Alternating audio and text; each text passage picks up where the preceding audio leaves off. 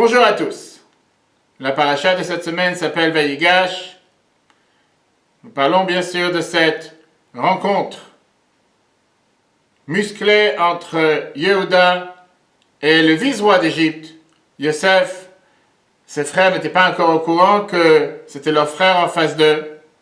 Et nous sommes en pleine fête de Hanouka, fête des Lumières. Le Midrash nous raconte cet échange musclé qu'il y a eu entre Yehuda et Yosef quand Yehuda s'est rapproché du vice-roi d'Égypte, le vice-roi de la superpuissance mondiale à l'époque.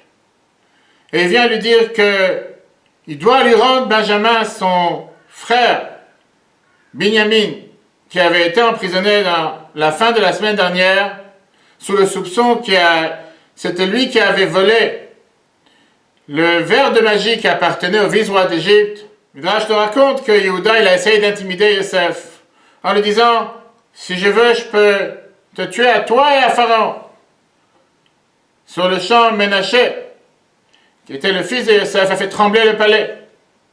Yehuda a poussé un cri très fort. Yehuda représentait le lion. Lui aussi était capable de faire trembler des choses. Yosef a donné un coup sur un des poteaux en pierre qui était dans le palais. Le poteau s'est effondré en morceaux. À ce moment-là, Yehuda a dit à ses frères, venez et on détruit l'Égypte. En commençant par Yosef et Pharaon.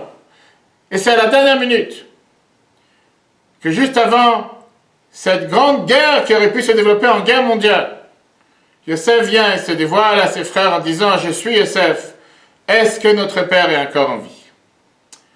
Le rabbi de Bavitch demande la question, avec quelle force, d'où ce Yehuda était capable de s'en prendre avec, si on peut dire, une telle arrogance au vice-roi d'Égypte, le numéro 2 de la superpuissance mondiale à l'époque. Ici, on a un frère, avec quelques frères avec lui, qui vient et qui ose s'en prendre à une superpuissance. Pour qui il se prend? Et avec d'où il a ce courage? Et d'où est la certitude qu'il va réussir? Comment il peut venir insulter le vice-roi d'Égypte? Comment il peut venir avec une telle question en disant que si tu ne me rends pas mon frère, si tu ne rends pas Benjamin, on est prêt à détruire l'Égypte? Quelle est la garantie qu'il va réussir? Et le rabbi nous répond comme quoi on doit analyser la phrase que Yehuda a dit à Yosef en lui disant « Sache que ton serviteur a été garant pour cet enfant. » Qu'est-ce que ça veut dire être garant? Comme pour toute personne qui sort un prêt ou un prêt bancaire, a besoin d'avoir un garant. Le garant n'est pas seulement là pour aider à rembourser le prêt ou rembourser la dette.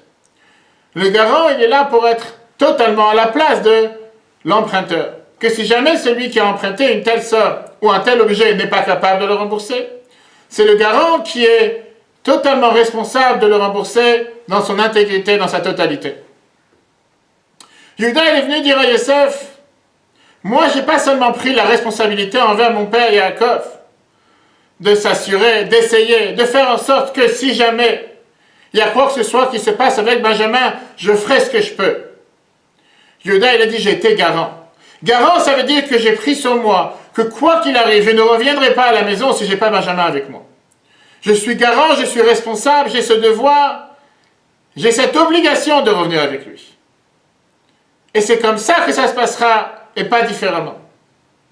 Le rabbi raconta plusieurs fois cette histoire avec le Chafetz Chaim en Europe, qu'une fois il a envoyé une délégation de responsables communautaires pour aller voir les dirigeants du pays, pour essayer d'annuler un certain décret qu'il y avait sur le peuple juif.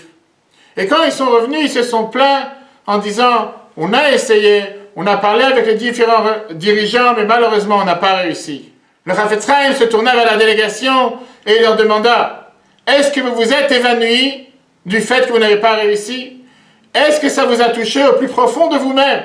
Que quand vous avez vu que vous n'avez pas réussi, vous avez pris ça à cœur et vous êtes évanoui? Ou c'est juste on a essayé, on a fait notre mission, on a fait notre devoir, ça a marché, tant mieux, et ça ne marche pas, c'est exactement la même chose. » Vient le rabbi nous dire que c'est l'enseignement qu'on apprend de la paracha de cette semaine. Qu'est-ce que ça veut dire que le peuple juif, nous sommes tous garants les uns des autres? Garant ne veut pas dire qu'on va essayer de faire quelque chose, de faire en sorte qu'un enfant juif va avoir une éducation juive. Garant ne veut pas dire qu'on va essayer de faire en sorte que notre voisin, que notre ami, que notre collègue de travail, si on peut et s'il voudra bien, on pourra lui amener une mitzvah, lui faire faire une mitzvah, lui faire faire allumer les bougies de Hanouka, ou lui faire mettre les tefillin, ou lui faire mettre une pièce dans la tzaka. Si on peut, si on a le temps, si c'est possible, on essayera.